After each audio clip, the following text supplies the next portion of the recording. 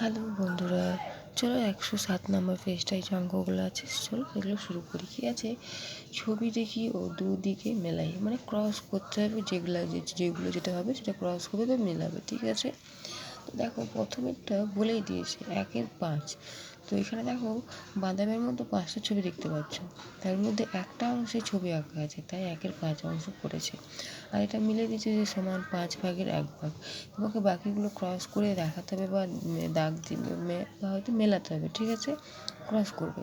তাহলে দেখো প্রথম ছবিটা কী আছে, দেখো কটা অংশ আছে, 1 2 3, তিনটে অংশ আছে, তার মধ্যে কটা অংশ রঙ আছে, দুটো। তাহলে কী হবে, এটা হবে 2/3 অংশ। ঠিক আছে, এবার দেখো এখানে দেখো 4টে অংশ আছে, 1 2 3 4টে, তার ভাগে 3 ভাগের অংশ আছে, 3 ভাগের অংশ রঙ আছে। তাহলে কী হবে, 3/4 অংশ। তাহলে কী হবে, এটা এই যে এটা হবে 3/4 অংশ, যেহেতু 3টে অংশে রঙ আছে তো, আর একটা অংশ নেই, আর টোটাল তো 4টে অংশ।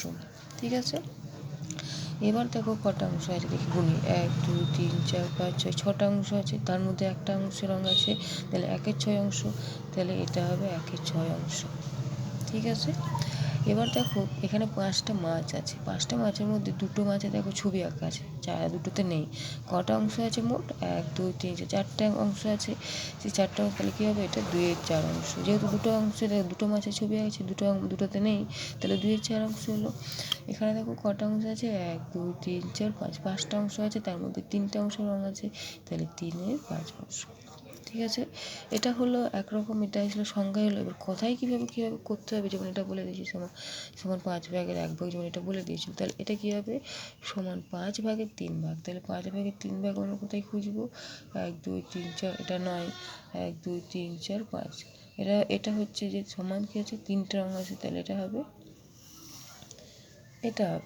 যেহেতু কী বলেছে 5/3 ভাগ।